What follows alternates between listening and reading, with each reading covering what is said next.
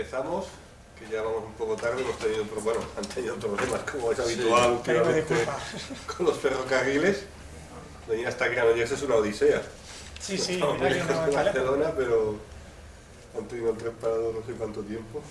Bueno, como ya sabéis, presentamos este libro, Ecología y Ciencia Social, reflexiones ecologistas sobre la crisis de la sociedad industrial, que es una recopilación de textos de Manuel Sacristán, que ya murió hace muchos años. El prólogo y la selección de textos es de aquí del compañero Miguel Manzanera. A Javier, algunos ya lo conocisteis otro día, que estuvo aquí también presentando hace un tiempo unos libros. Ellos han venido desde Extremadura, desde Mérida vosotros. Yo desde Zafra. Estuvieron aquí presentando también hace un tiempo algunos libros. Un par de libros, hiciste dos presentaciones seguidas. El de Extremadura, sí, en una semana. Sí, aprovechando que estabas por aquí. Y bueno, ellos se pusieron en contacto con nosotros para hacer la presentación de este libro, nos pareció muy interesante. Porque bueno, yo he leído el prólogo y me ha parecido que estaba muy bien, que explica, que yo resume muy bien y explica muy bien cuál era el pensamiento de Manuel Sacristán. No he leído todo el libro, pero sí que algunos de los textos que están aquí sí que ya los había leído. Claro. Nos parece importante reivindicar la figura de Manuel Sacristán, porque evidentemente es uno de los pensadores... Estuvo aquí en Granollers dando charlas. ¿Sí? Y un texto. Sí, eso no lo sabía. Sí, en los últimos años, en el último año antes de morir. El tema de la ecología y eso. Y bueno, si os no, parece, Santa Coloma de Granollers. Santa Coloma. Claro, es que aquí en Granollers no me suena, pudiera ser que hubiera venido, ¿no? Pero no lo sabía. Te acordarías, seguro. Bueno, pues si queréis, no sé, empezar vosotros. Venga, pues Si utilizáis el micro, yo he hecho sin micro, pero vosotros sí lo utilizáis. No, yo mejor, tampoco. ¿eh? Bueno, ¿se oye bien? Sí, porque el compañero, si no... Vale. ¿No te molesta? No, está genial. Así está, ¿no? Ya lo pillaba en mente, ¿no? Vale, yo ya lo veo bien. Si no me decís. Bueno, pues nada, muchas gracias a todos y a todas por acercaros. Gracias a Luis por acogernos otra vez más y por la presentación y por el sitio tan maravilloso que tiene, que la verdad que es una joyita. Bueno, que tenéis. Nada, muy brevemente. Miguel va a hablar en profundidad de todo lo que tiene que ver con el motivo de la presentación de hoy, ¿no? De la reunión de estos escritos, ¿no? Sobre ecología de Sacristán. Y todo lo que digamos, todo lo amplio que es eso, ¿no? Desde los presupuestos filosóficos a las cuestiones más prácticas, incluso que hay en el presente, ¿no? Ahora mismo, por ejemplo, que se está hablando de todo el tema de las nucleares, ¿no? Y que la Unión Europea las quiere incluir como energías renovables dentro de los pactos verdes y todas estas cosas, pues parece que cobra una actualidad que en realidad nunca perdió. Y sin embargo, Sacristán, pues ya, a pesar de ser de aquí, y aquí todavía un poco más, pero fuera de Cataluña, la verdad es que es injustamente poco reconocido, ¿no? O sea, lo importante que ha sido, pues, para la filosofía del Estado español y para la ecología, ¿no? Pues fue un pionero de la ecología radical en muchos aspectos. No me enrollo más con esto, que Miguel lo va a explicar, ya digo, mucho mejor que yo. Simplemente, bueno, comentaros un poco el proyecto por el que viene un poco bajo el paraguas que está, ¿no? este libro. Que nada, es la editorial Irrecuperables, que es un proyecto que empezamos hace algo más de 3 años, y bueno, pues la idea era, pues como el nombre no da mucho lugar a la imaginación, pues recuperar, en el mejor sentido de la palabra, pues autores y obras, también pues perspectivas, ¿no? Que han quedado que habían quedado un poco atrás, y sin embargo ya digo que tienen mucha actualidad. En ese sentido, pues tenemos una colección, por ejemplo, de salud mental, hemos publicado alguna cosa ya que estamos aquí, pues de Escucha Antic, o últimamente, ¿no? De Miquel Amorós o de Guillermo Rendueles. Y entonces, pues un poco lo que queremos es eso, ciertos autores que me parece que hacen una crítica radical al presente, ¿no? Ya le hicieron en su momento cosas que se van escribiendo ahora, pues intentar reunirlas y darles un sentido. Y bueno, nada más, en ese sentido comentar que la editorial tampoco es una editorial al uso, ¿no? Digamos que se enmarca dentro de estas editoriales independientes, de las que por aquí además tenéis unas cuantas, ¿no? Pues Virus o Descontrol o Polen o El Local o tantas otras. Por allí al sur escasean un poco más, pero digamos que lo que tenemos en común es el buscar, pues, pues más allá de los circuitos comerciales y además los propios textos pues, que aporten, que revuelvan un poco el pensamiento, ¿no? Y que sirvan también para el combate, entre comillas. Y bueno, pues en nuestro caso también queríamos que fuera un proyecto autogestionado y militante, y luego también que fuera una cosa abierta, que más allá de ser una editorial, pues que, o sea, que no hubiera una barrera entre la gente que lee y opina algo sobre los textos y dice, oye, mira, pues además nos ha servido muchas veces, cosas que nos han recomendado, algunas de hecho se han convertido en publicaciones, en libros, ¿no? Y bueno, pues que queremos que haya una fluidez ahí, nos vemos más como un colectivo que como una editorial propiamente. Ya está, no me enrollo más y bueno, le doy el paso a Miguel. Miguel es filósofo, bueno, ha sido profesor hasta el año pasado, ¿no? que se jubiló y ha escrito varias cosas, aparte de colaborar en diferentes medios de comunicación críticos, ¿no? Escribió, por ejemplo, un libro sobre el periplo de la razón, ¿no? Sobre filosofía musulmana, por decirlo muy a grosso modo, en la Edad Media, o el del viejo topo, ¿no? Atravesando el desierto. La tesis doctoral sobre Manuel Sacristán. Sí, bueno, Miguel es discípulo directo, ¿no? de Manuel Sacristán y fue el primero en escribir una tesis al respecto. Y ha escrito también alguna novela que también la hemos traído por ahí, que la publicó. Bueno, no me enrollo más. Le doy la palabra a Miguel. A las 8:30 tenemos que acabar, entonces un ratito antes dejaremos un tiempo para que preguntéis y hagamos un debate y tal. Sí, a ver si puedo acabar a las 8. Sí. Buenas tardes. Perdón por haber llegado tarde, ha sido una cuestión de trenes y de despiste un poquillo también, no sabíamos ni cómo llegar. Y muchas gracias por venir, muy contento de estar con vosotros. Y entonces, bueno, sí, yo hice la tesis sobre Manuel Sacristán con una beca de investigación de la Universidad de Distancia y en una relación muy directa con Juan Ramón Capella, supongo que le conocéis, un escritor, un intelectual catalán, también especialista en Sacristán y tiene bueno, pues, algunas investigaciones muy interesantes sobre el tema de el capitalismo como un sistema depredador, destructor de la naturaleza y explotador del ser humano, ¿no? Por lo tanto, un sistema, un modo de producción inviable a largo plazo, cada vez más evidentemente inviable por los problemas que está planteando precisamente con el tema ecológico. Y entonces, bueno, pues decidimos publicar este libro, que es una antología de los escritos de Sacristán en el terreno de la ecología. Claro, Sacristán, hay una publicación muy buena de los escritos de Sacristán hecha por Capella en una editorial que se llamaba Antrasit, Icari Antrasit, en los años 80, aquí en Cataluña, y que se llama Panfletos y Materiales. Y últimamente hay un investigador, un profesor de la universidad, que se llama Salvador López Arnal, que ha publicado un montón de textos que habían quedado sin publicar, porque eran apuntes, porque eran cosas de panfletos y materiales, como dice el título, ¿no? Cosas de batalla, porque claro, la característica principal de Sacristán es que es un hombre muy implicado en la lucha del movimiento social y de la clase obrera por mejorar la situación de los trabajadores del pueblo y, como decía Sacristán, para recortar, para limitar esa tendencia de la clase burguesa a la exageración, a la sobreproducción, que es una de las causas de la crisis que estamos padeciendo ya hace el año 2008, ¿no? El hundimiento del sistema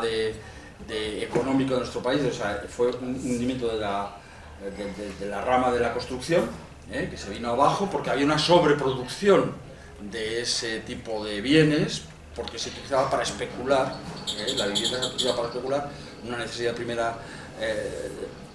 de primera necesidad, ¿no? Y que se utilizaba para manipular y para especular en un momento en el que los beneficios del capital se estaban estrechando mucho, ¿no? Esto es una teoría que está explicada perfectamente en el Capital. Entonces, bien, los escritos de Sacristán ha hecho una obra muy fragmentaria. De hecho, en vida solamente publicó 2 libros, que fueron su tesis doctoral sobre Heidegger y un libro sobre lógica formal. Y esto ya nos da una idea de la enorme amplitud de sus inquietudes y de sus intereses, porque Heidegger es un pensador existencialista que está de moda en la España de los años 40-50, porque es un pensador que está relacionado con el movimiento nazi alemán. Fue rector de la Universidad de Freiburg, propuesto por el movimiento nacional sindicalista, no nacional sindicalista, perdón, nacional socialista. El sindicalismo que teníamos aquí, ¿no? Nacional socialismo. Y que, bueno, pasó el proceso de desnazificación porque estuvo implicado, pero no mucho, y bueno, y siguió escribiendo y tal. Entonces en España, en los años 40 y 50, era el pensador de más moda, de más conocimiento, de más proyección intelectual. También era amigo de Ortega, otro de los importantes pensadores conservadores, incluso reaccionarios de la cultura europea, que era español, que tenía una enorme influencia en este país, ¿no? Bien, Manuel Sacristán nace en 1925. En 1925 está a punto de llegar a la República y luego viene la Guerra Civil. Entonces su familia se exilia en el sur de Francia y cuando vuelven a España después de la guerra se instalan en Barcelona. Su padre fue un miembro del Estado franquista, fue miembro del SEU, del Sindicato de Estudiantes Universitarios, y como toda la generación de estos jóvenes, ¿no?, que tenía pues, 14 años al acabar la Guerra Civil, pues en esos momentos de exaltación del falangismo y tal, pues él empieza siendo también un falangista, pero lo deja pronto, lo abandona pronto, y estudia Derecho y estudia Filosofía. Él bueno, tiene una enfermedad muy grave en la juventud que le dejó con una salud muy débil a lo largo de su vida, de tal manera que murió en 1985 sin llegar a cumplir los 60 años. Yo aquí pongo 60 años porque de 25 a 85 parece que sean 60, pero murió en agosto y todavía no había cumplido los 60 años, casi con 60 años, por esta enfermedad. Y entonces, una vez que ha estudiado en la universidad y tal, él explica en su autobiografía, en unas líneas autobiográficas que tiene, que el falangismo había caído en total descrédito entre los universitarios, pues ya en los años 40, ¿no? O sea, prácticamente ya a finales de los 40, especialmente ya cuando se ve la derrota de los nazis en Alemania, o sea, con el tema de Stalingrado y la ofensiva rusa y tal, ya empiezan a cambiar las circunstancias. De hecho, el propio régimen franquista, en 1943, pues empieza a cambiar de sus relaciones internacionales, empieza a acercarse a los americanos, empieza a acercarse a los ingleses, al Churchill y tal, y incluso hay una protesta muy fuerte en la Universidad de Barcelona de los falangistas puristas y tal, y nos están engañando y no sé qué, no sé cuánto, cosas de esta gente, ¿no? Bueno, el caso es que él abandona el falangismo, incluso llega a tener problemas porque le amenazan de muerte, y empieza ya a acercarse a los escritos, pues eso, críticos, revolucionarios y tal, anarquistas, comunistas. Él tiene otro escrito que dice, una vez abandonada la ideología esta, lo primero que uno busca es el Capital, porque es el libro fundamental del pensamiento moderno. Otra cosa es que todo haya que seguirlo a pies juntillas o todo sea perfectamente válido hoy, pero en general, como libro fundamental del siglo XIX, el Capital, ¿no?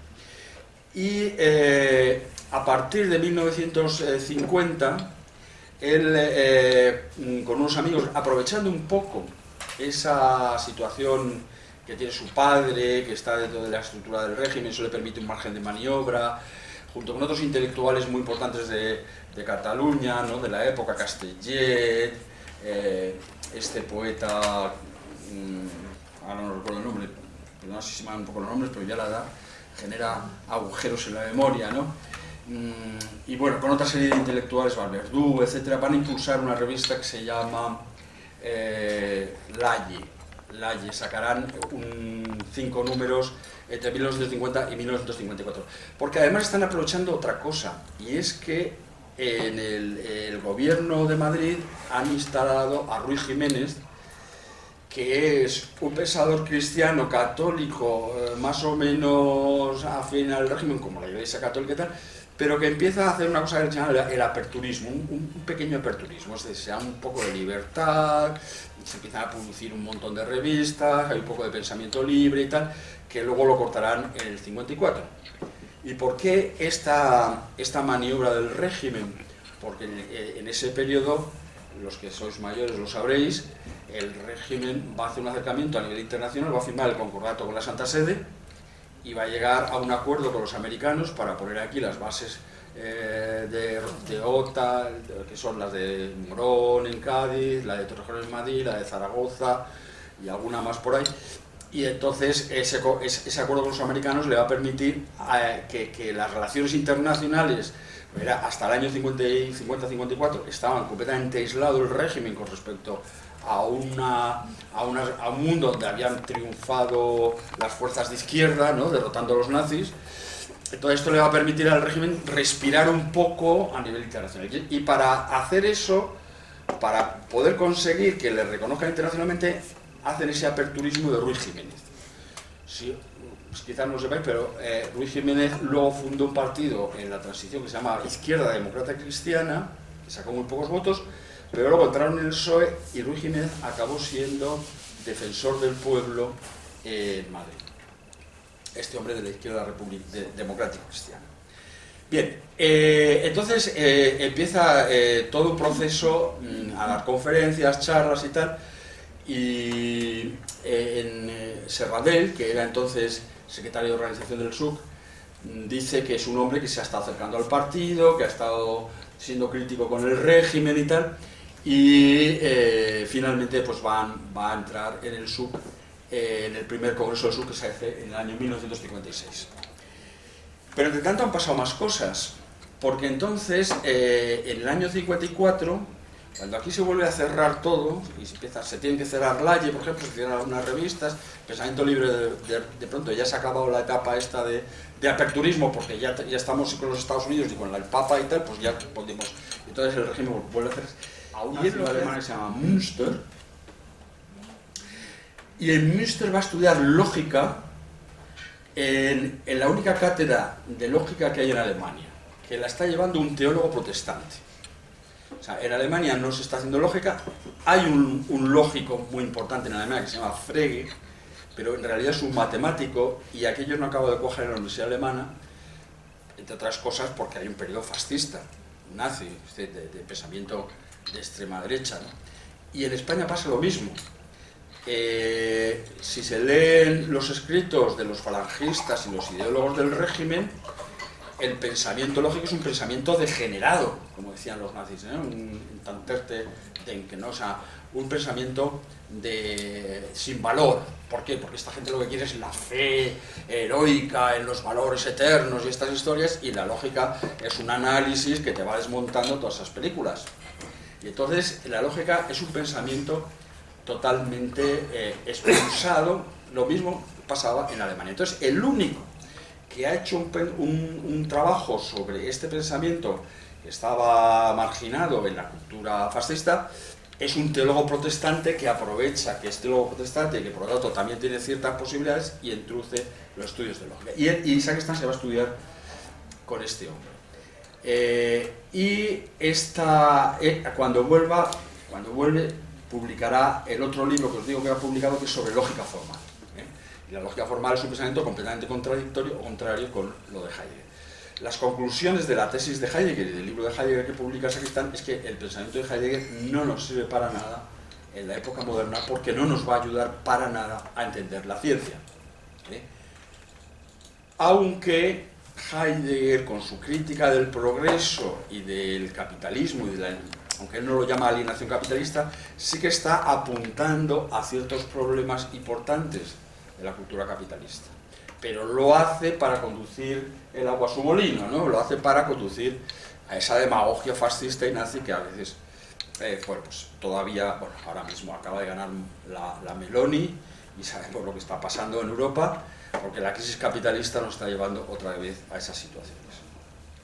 Bien, entonces él publicará el primer libro de lógica formal, y con ese bagaje de estudio y de capacitación se presenta a una cátedra de lógica en Valencia, la primera cátedra que va a salir en España de lógica formal, y entonces pues presenta su libro, hace su exposición, patatín, patatán, es el único que ha escrito libros en lógica, el único que sabe lógica. Bueno, hay otro que también sabe un poco de lógica, pero que está exiliado en Venezuela, y además su lógica no tiene el carácter de lógica formal que tiene el sacristán. Bueno, el caso es que cuando llega allí tiene un contrincante, porque en las oposiciones a cátedra siempre hay dos, por lo menos, ¿no? Uno expone su tesis y el otro expone la otra, y el otro lo único que dice para ganar la cátedra es decir, este señor no puede ser catedrático en la universidad porque es del Partido Comunista. Y entonces le quitan la cátedra y le dicen al otro que no tenía ni idea de lógica. Se llama Garrido. Este hombre luego sí que es verdad que estudió lógica y publicó un libro de lógica, que es también un buen manual de estudio y que se ha utilizado. Pero en principio no tenía la capacidad y el bagaje de conocimientos que tenía Sacristán, y el argumento que utilizó fue este de que era un comunista. Y entonces, pero Sacristán pudo conseguir un trabajo en la Universidad de Barcelona como profesor contratado, no numerario. Era gente que tenía el contrato muy precario, es decir, todos los años se lo renovaban, tenía un sueldo inferior, llevaba las tareas más duras, más esto, y lo pudo conseguir porque, bueno, pues tenía conocimientos, conocía gente que le apreciaba y que sabían su valía y su capacidad. Entonces, en Münster no solamente va a estudiar lógica, sino que también va a entrar en contacto con los comunistas. En Münster yo conocí al secretario del Partido Comunista de Münster, era un hombre muy amable, muy simpático, Schweitz, y que, bueno, él me invitó un día a su casa, es una anécdota que me gusta contar por siempre, y tenía todas las obras completas de Stalin en una biografía. Bueno, pero era buen hombre, pero su biografía me la contó, es también muy sintomática. Él es un miembro de las SS, cae prisionero de los rusos hacen un proceso de reeducación y cuando vuelve a Alemania vuelve como miembro del Partido Comunista y como secretario del partido. Bueno, los que sabéis un poco de política y de historia, bueno, pues vais haciendo composición del lugar. Bien, entonces, de todas formas, él me invitó a quedarme en su casa. ¿Te puedes quedar aquí y tal? Y yo es que realmente tengo un hotel y no me quiero quedar, ¿no? Luego tenía una compañera que era evangelista de la iglesia evangélica y decía que era una excelente persona, o sea que yo me lo creo. Ulrike Meinhof también conoció, ¿no? Allí. ¿A quién? A Ulrike Meinhof. Conoció también a Ulrike Meinhof, efectivamente. Ulrike Meinhof, que es una estudiante socialista en esos años, pero que está radicalizándose hacia la izquierda y que con Bader formará la RAF, o la FER, ¿no? La Federación del Ejército Rojo, la Rote Armee Fraktion, que será un grupo que llevará la lucha armada en Alemania en los años 60. Y en ese momento Ulrike Meinhof era una estudiante y pues llevaba una revista concreta. Su madre, la madre de Ulrike Meinhof, era una de las redactoras de una de las principales revistas de marxismo en Alemania que se llamaba Concreto, lo concreto, no las extracciones, sino lo concreto. Y además no solamente conoce a Ulrike Meinhof, sino que conoce a un estudiante italiano que se llama Ettore Casari, que estaba haciendo también estudios de lógica y que participa con él en el curso de Schweitz y que será un poco el que le introduzca también en el pensamiento italiano y posiblemente el que servirá de puente para que él se case luego con su mujer Giulia Dinolfi, una italiana del Partido Comunista que se vendrá a vivir a España y apoyarle a él en su lucha, en su trabajo y en su vida, que juega un papel importante también en nuestra historia, la historia que os estoy contando. Entonces, después de hacer el curso con Schweitz, se produce este primer congreso del SUC y directamente Sacristán pasa a ser uno de los dirigentes del SUC. Es decir, pasa a estar en la dirección del SUC y le encargan en el interior, como él estaba en la universidad, le encargan la creación del sector de intelectuales y de la célula de intelectuales, donde estarán personajes tan importantes como, por ejemplo, Josep Fontana o Walter Ruck, que hizo la Sedición 62, y algunos otros importantes, un médico que luego le atendió en sus depresiones, porque Sacristán llegó a tener depresiones muy fuertes.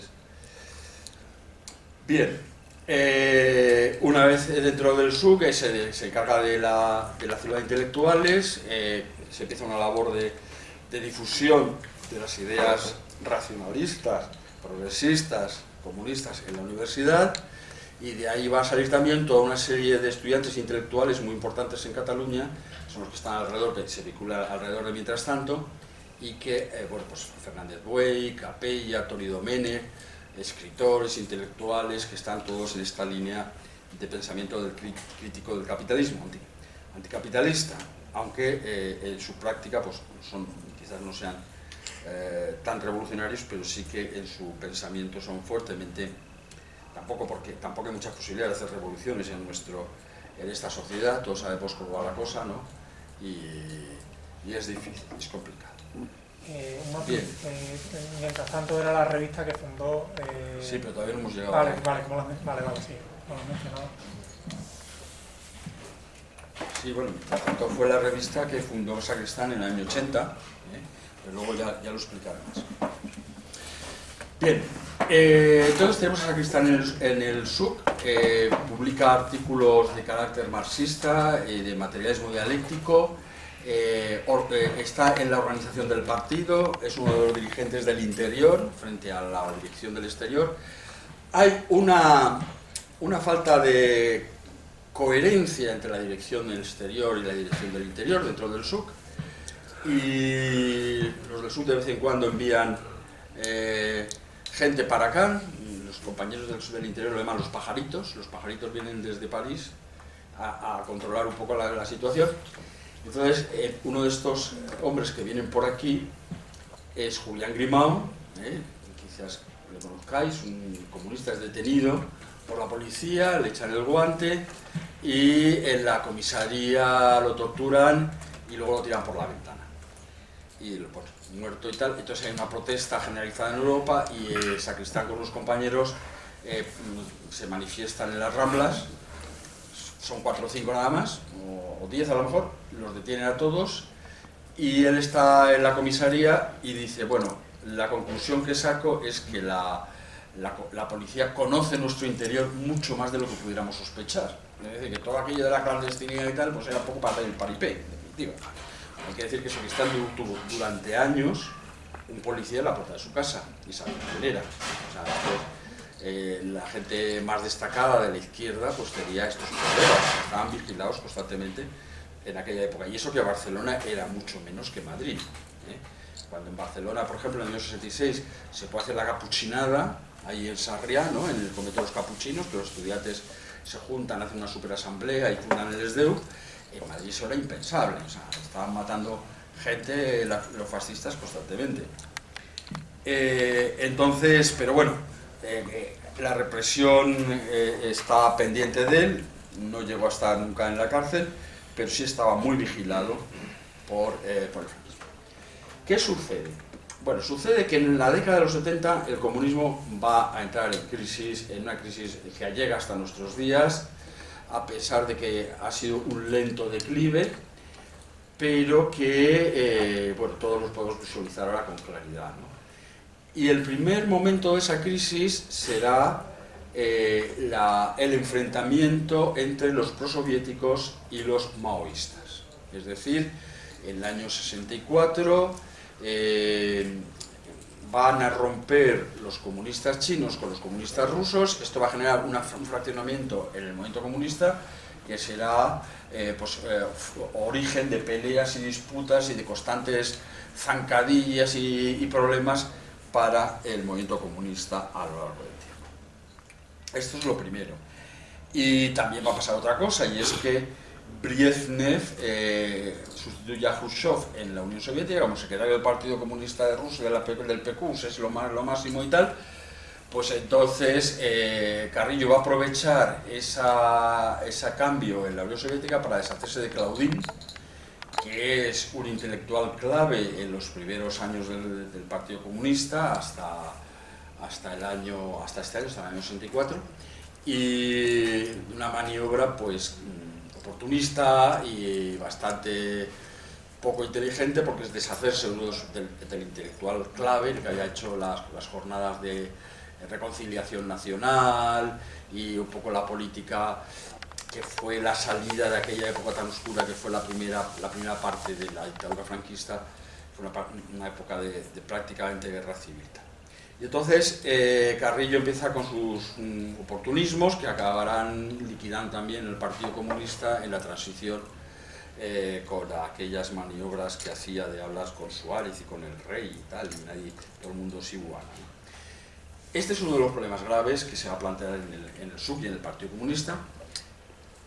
Y ya en el año 63, Sacristán escribe un artículo, una nota interna sobre los problemas que tienen los intelectuales en el Partido Comunista. Es decir, los intelectuales no son realmente un instrumento de pensamiento que dirija y organice la línea política, sino que son una especie de adorno que se pone el partido para decir, fijaros qué cosas tan bonitas hacemos. Luego el dirigente político hace lo que le da la gana, ¿no? Esa experiencia la tengo yo también, porque yo he estado en la dirección de la Izquierda Unida en Extremadura, y uno escribe cosas que al final no sirven para nada, ¿no? Pero bueno, el caso es que hay que hacerlo, ¿no? Pues es la tarea que uno ha elegido o que le toca. Bueno, el caso es que en el año 68 se va a producir lo que Sacristán llama el doble aldabonazo, que es ya el certificado de que el movimiento comunista no lleva una buena dirección, los partidos comunistas no llevan la buena dirección y se están equivocando. Y ese doble aldabonazo son dos fenómenos políticos que hay en Europa. Uno de ellos es el mayo del 68, donde los estudiantes se ponen en huelga, arrastran a la clase obrera, hay una huelga de obreros de 13 millones de personas, la huelga más grande que ha tenido Francia en su historia, y el Partido Comunista dice a la gente que se meta en las fábricas, que esto es una locura de los estudiantes, que son unos aventureros, que esto es una política aventurera y tal y cual, y termina la huelga.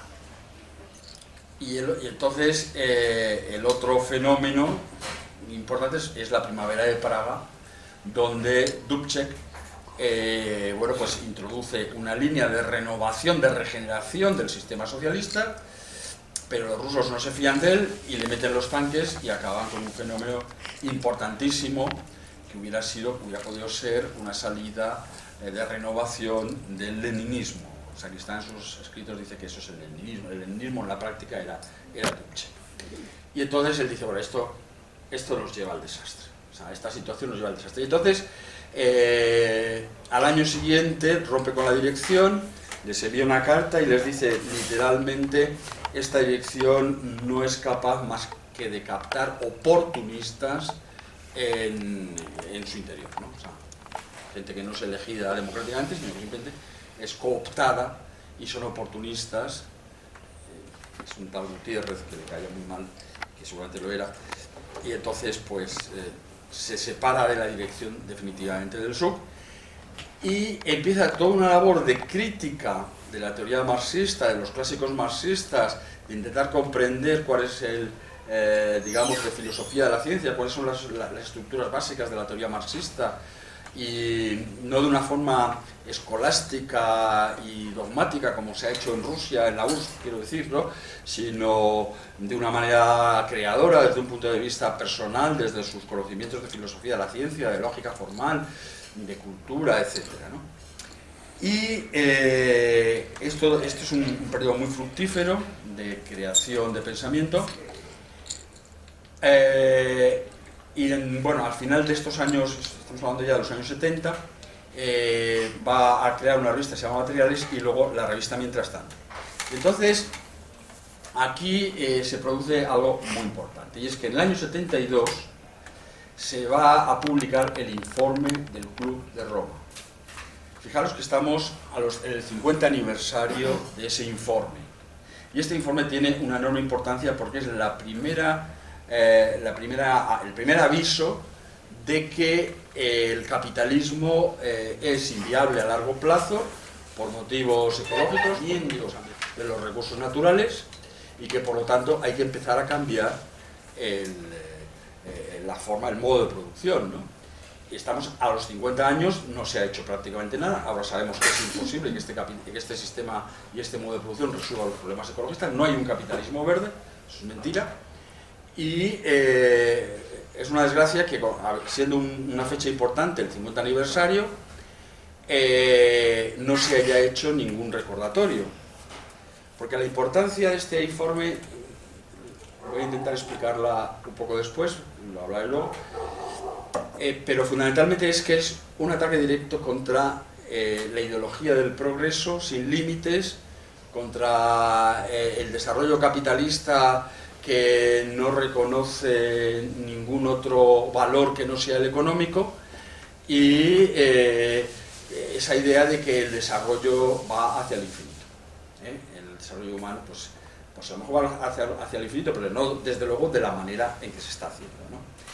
Entonces, habrá que buscar otras formas.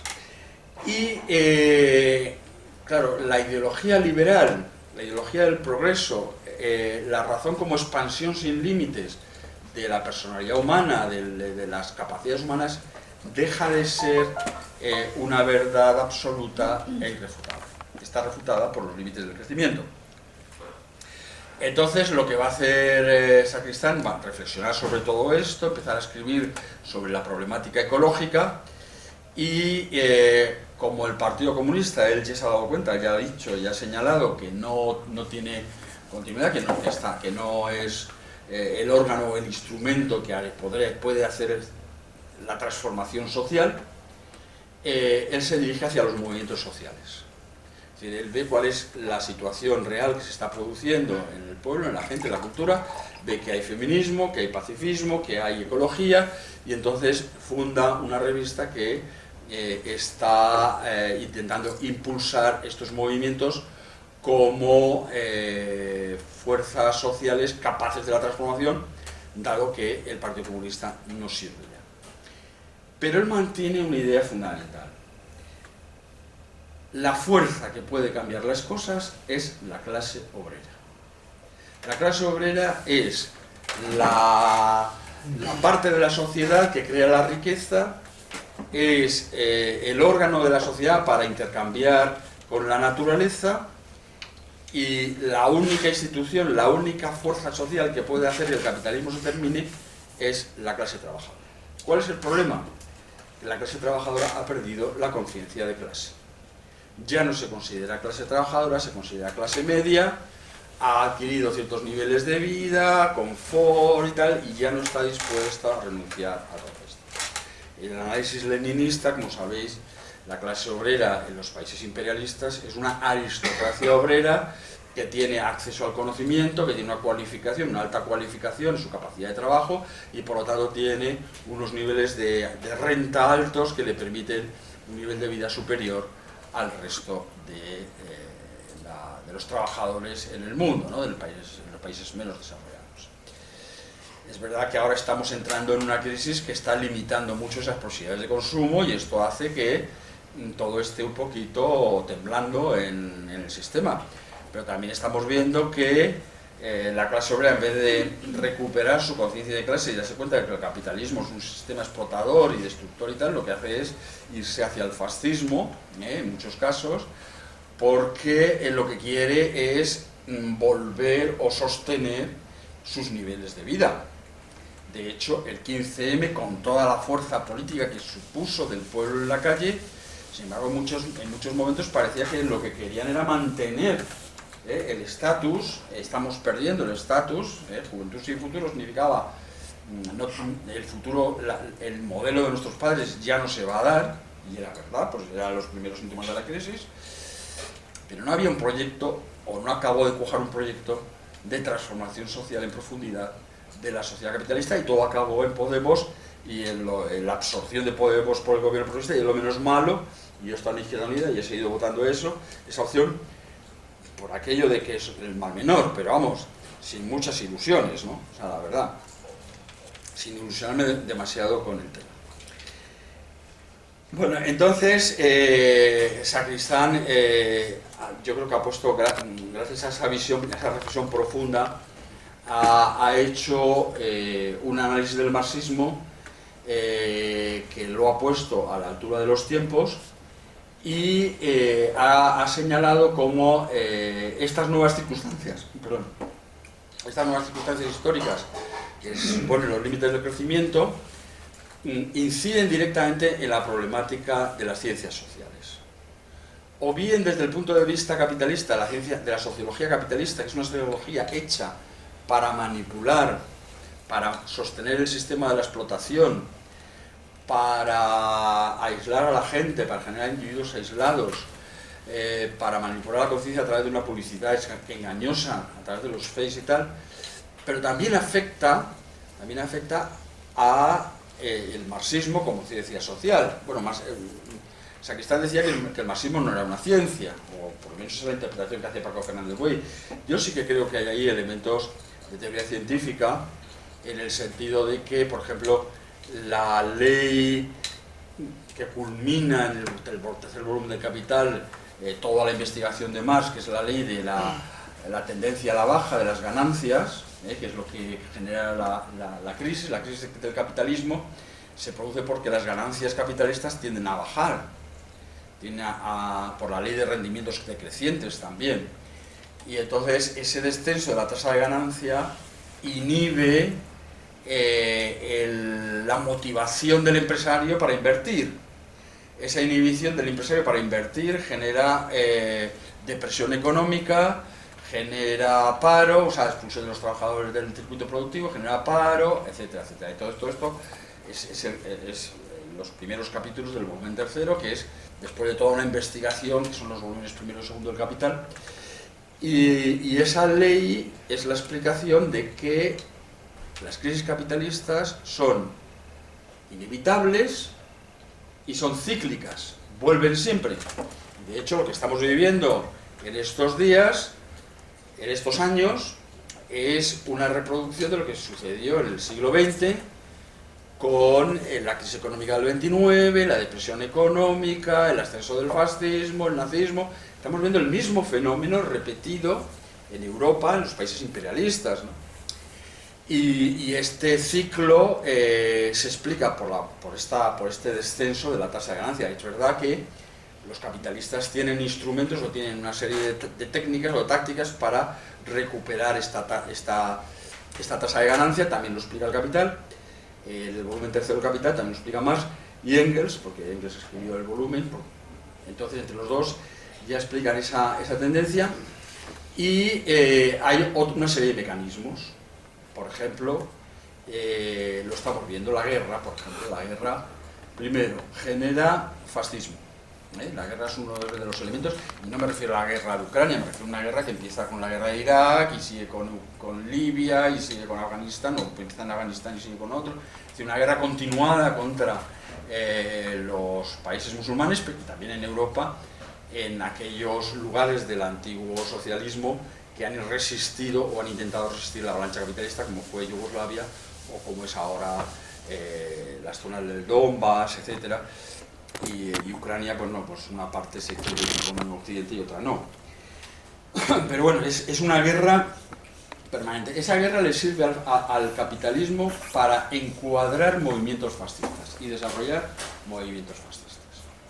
Por una parte, tenéis en Ucrania, por ejemplo, el batallón Azov, pero también tenéis el Wagner en Rusia. La Federación Rusa tiene también elementos fascistas ahí, el Dugin, que acaban de matar a su hija, no se sabe quién ha sido. Posible que sea un ajuste de cuentas dentro de esos grupos tenebrosos, ¿no?, que hay en estos mundos. Dugin es un fascista ruso, o sea, no hay gran diferencia entre Rusia y Ucrania apoyada por Occidente. Son dos oligarquías que están luchando por los beneficios escasos del sistema. Es decir, lo mismo que hay una guerra mundial y una serie de guerras en el siglo XX producidas por el agotamiento y que lleva a la pelea entre oligarquías. En aquel momento fue la oligarquía alemana contra la inglesa y la francesa y la americana. Hoy en día es la oligarquía rusa frente a la oligarquía occidental. Y hay que decir que el sistema ruso, hay gente que todavía tiene aquí en la cabeza la URSS, pero no tiene nada que ver con la URSS, es un sistema liberal. Liberal, y como digo, incluso con los mismos trucos que el liberalismo occidental, apoyándose en grupos fascistas para sostenerse, para sostener la jerarquía. Pero no solamente eso, es que la guerra sirve para otra cosa, y es para impulsar la industria bélica. La industria bélica sirve para que esa economía languideciente, depresiva, de un capitalismo donde los capitalistas ya no tienen motivaciones para invertir porque no tienen beneficios, pues de repente encuentren ahí algo donde poner en marcha sus industrias y desarrollar de nuevo el capitalismo fabricando armas. Y aquí aparece algo que ya vieron Marx y Engels jóvenes, antes del 48, en un libro que se llama La ideología alemana, y es que allí nos dicen: toda fuerza productiva en el capitalismo es al mismo tiempo una fuerza destructiva. Entonces, el capitalismo son fuerzas destructivas, nosotros decimos que son fuerzas productivas, y aparece el Producto Interior Bruto y tal, pero lo que vemos es que es una fuerza tremendamente destructiva, que está destruyendo el medio ambiente, por la contaminación, por el agotamiento de los recursos, que dice los límites del crecimiento del informe planetario, y por la desaparición de especies vivas. Estamos en la 6ª gran extinción de especies vivas en el planeta Tierra.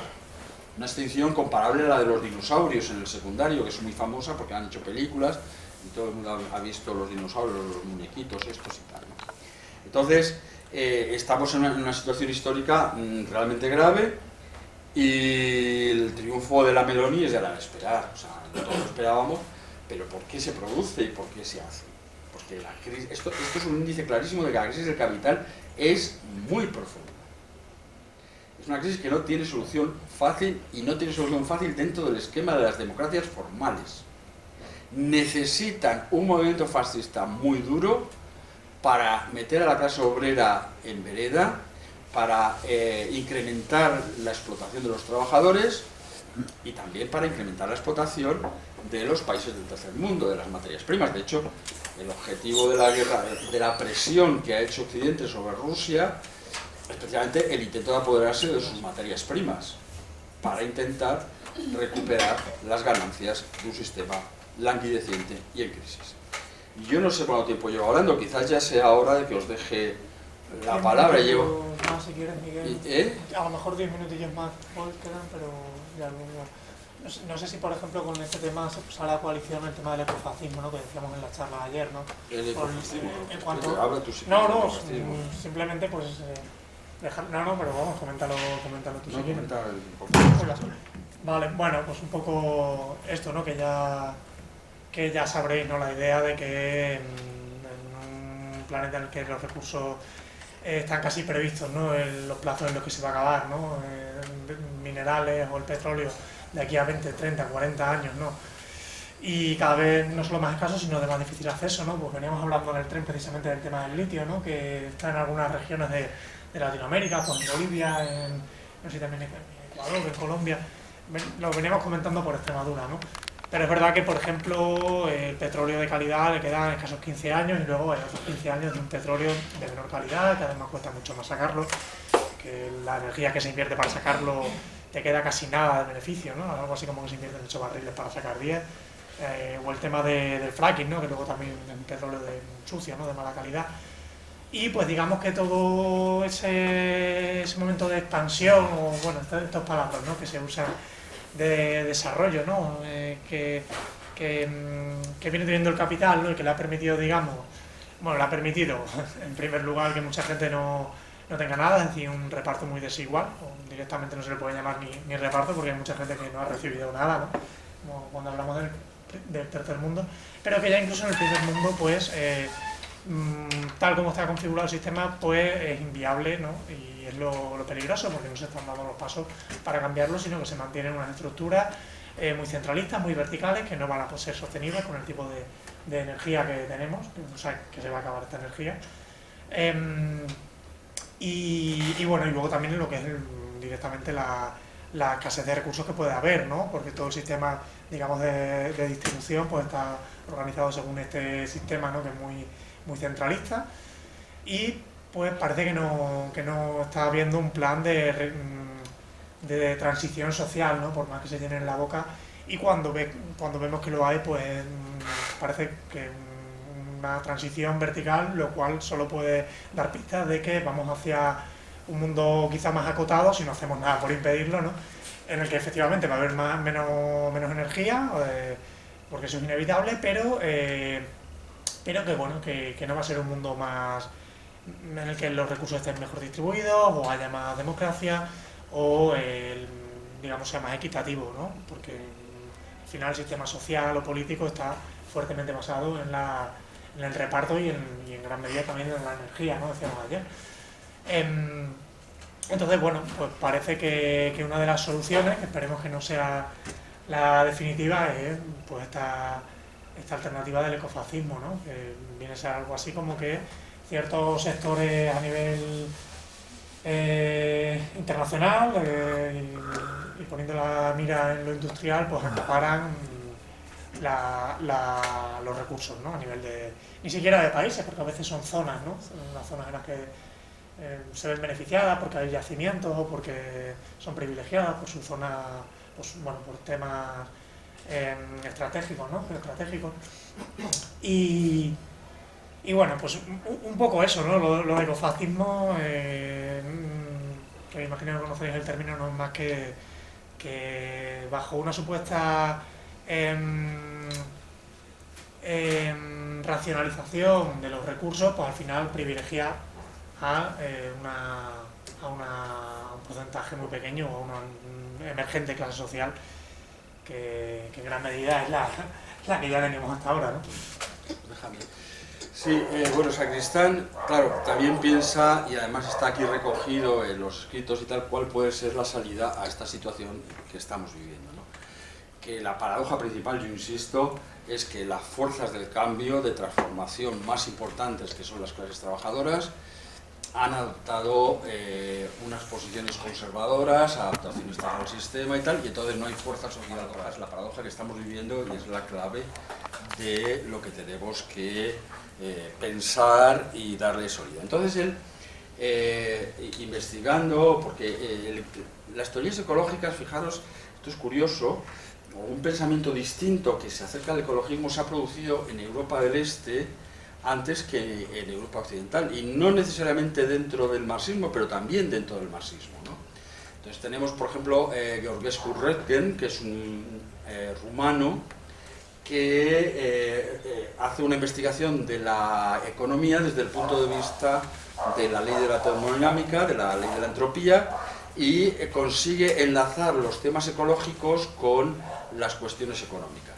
Es un rumano que ha investigado esta cuestión. Tenemos también una pensadora extraordinaria que es Lynn Margulis, una bióloga que va a hacer la crítica del darwinismo en cuanto entendido como competencia entre las especies. Lo que nos va a decir Lynn Margulis es que la evolución no se basa fundamentalmente en la competencia, sino en la cooperación.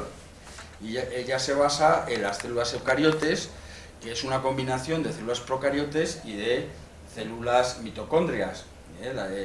Y de hecho nosotros tenemos un ADN que es el de nuestras madres, no el de nuestros padres, porque lo que se produce en la meiosis y en la unión del espermatozoide con el óvulo es la célula procariote, pero la célula procariote se tiene que asociar a la mitocondria y la mitocondria viene de la madre directamente, sin intervención del padre. De hecho, esto es uno de los indicadores biológicos más interesantes para la especie humana. Entonces, la idea es que la simbiosis, la cooperación, es mucho más importante que la competencia. Y si uno se coge El origen de las especies, que es un libro importantísimo, que yo no voy a negar su importancia, por supuesto, para nada, pero sí que descubrimos que Darwin nos está hablando en los primeros capítulos de la competencia como un mecanismo de selección y tal y cual. Y Lynn Margulis va a refutar esto. Es verdad que Darwin también habla de muchas más cosas y hace mucho más análisis, pero lo que hace sobre todo esta señora es subrayar la importancia de la cooperación. Ella era de origen rumano, por eso digo que Europa del Este. Y también Kropotkin, que la conquista del pan, que es un gran admirador de Darwin, pero también ha señalado la importancia de los mecanismos cooperativos para la vida y para los ecosistemas. Y hoy en día la ecología se basa en la idea de ecosistema. El ecosistema es un conjunto de especies que cooperan todos juntos en el desarrollo. No hay tanto... Hay competencia, claro, no se puede negar, pero lo fundamental no es eso, lo fundamental es la cooperación. Fijaros, por ejemplo, los insectos y las flores. evolucionan conjuntamente hasta niveles de especialización enorme, ¿no? O sea, las flores van dando alimento a los insectos van polinizando flores, es una evolución conjunta, una interacción, ¿no? Por lo tanto, entonces, Sacristán, que ha conocido el pensamiento del Este, porque precisamente por haber sido comunista y marxista, y ha entrado en contacto con la Deutsche Zeitschrift für Philosophie, una revista que se publica en la República Democrática Alemana, en Berlín, pues conoce a un tal Harris, y este Harris, que es un crítico del sistema socialista real que llaman, que no era socialista, pero bueno, aquel sistema dictatorial de la República Democrática, y que se ha pasado un montón de años en la cárcel, detenido por la Stasi y tal.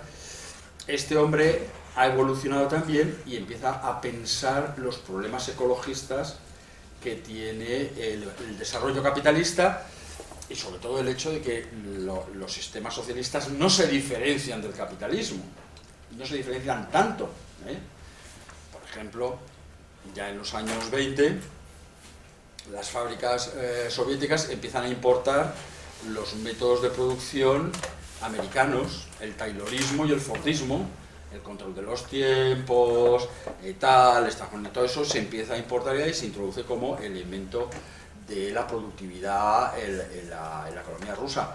Pero es que un pensador como Gramsci, venerable pensador, extraordinaria personalidad, que muere en las cárceles fascistas, etc., pues este hombre tiene escritos que se llama Taylorismo y Fordismo, donde dice es que los obreros del sur, vagos y tal, se van a disciplinar y se van a formar unas personalidades nuevas y revolucionarias en las fábricas del norte italiano. O sea, lo dice prácticamente así, ¿no? O sea, que realmente esto es lo que hay que empezar a revisar, ¿no? Esto es lo que hay que empezar a replantearse.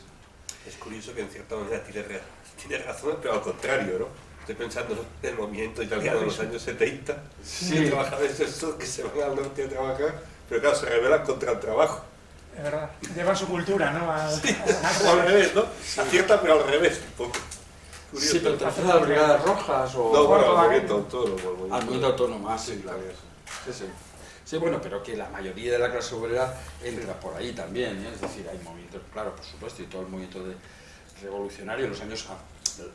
El mayo del 68 es lo más conocido, pero en Italia, al final de los 60 y en todos los 70, hay un movimiento revolucionario que les costó mucho trabajo dominar y controlar, ¿no? Entonces Harris, que está pensando en términos marxistas, establece un principio, cuando se da cuenta de los límites del crecimiento, dice: llamo comunista aquel bien que puede ser consumido por todo ser humano al mismo tiempo. Es decir, sería comunista y lo que hay que producir son bienes comunistas, ¿no? Es decir, un coche no es un bien comunista, porque no puede haber 7.000 millones de coches en la Tierra. Es un bien capitalista, claramente capitalista, que es para unos que tienen el privilegio de vivir en el primer mundo y tener acceso a esos bienes, y es prohibitivo para el resto de la humanidad. Entonces dice, el criterio que nosotros debemos utilizar para la producción, para saber qué es lo que tenemos que producir, dado que los límites del crecimiento impiden el desarrollo omnilateral de las capacidades humanas, que era lo que se consideraba racional, lo que decía antes, ¿no?, del liberalismo, el desarrollo hasta el infinito y tal. Dado que eso es imposible, tenemos que encontrar un criterio para saber discriminar qué se debe producir y qué no. Y Harris decía, hay que producir bienes comunistas. Y los bienes comunistas son aquellos que pueden disfrutar todos los seres humanos, sin excepción. Sí, un jersey a lo mejor, los alimentos, a lo mejor no todos los alimentos, porque hemos esquilmado los mares, por ejemplo, ¿no? Y los que comemos pescado somos una minoría, o depende de las zonas geográficas o lo que sea, ¿no? Entonces, esta idea, lo que pasa es que, claro, fijaros que más cuando piensa la utopía comunista, él piensa en una sociedad que se ha desarrollado al máximo en sus capacidades productivas y es una sociedad de abundancia. Es decir, el comunismo llega según más cuando hay abundancia y por lo tanto, al no haber necesidades, la gente puede dedicar su tiempo de ocio a hacer cosas que son creativas, libres, ¿no? Se pasa del reino de la necesidad al reino de la libertad, esto es lo que decíamos. Pero claro, si la abundancia no es posible, entonces hay que pensarse también el comunismo, ¿no? Claro, es verdad una cosa, que cuando más habla de la abundancia, pensaría que nosotros no somos abundantes, sino que somos superabundantes. Es decir, él está pensando desde el siglo XIX una sociedad donde todo el mundo tiene lo básico cubierto y las necesidades fundamentales, ¿no? Pero es que esta idea es contradictoria con ese concepto de racionalidad como desarrollo unilateral de todas las capacidades. Es decir, todo esto lleva una serie de complejos de ideas que lo que significa fundamentalmente es que se ha terminado la racionalidad que se había pensado en la Ilustración.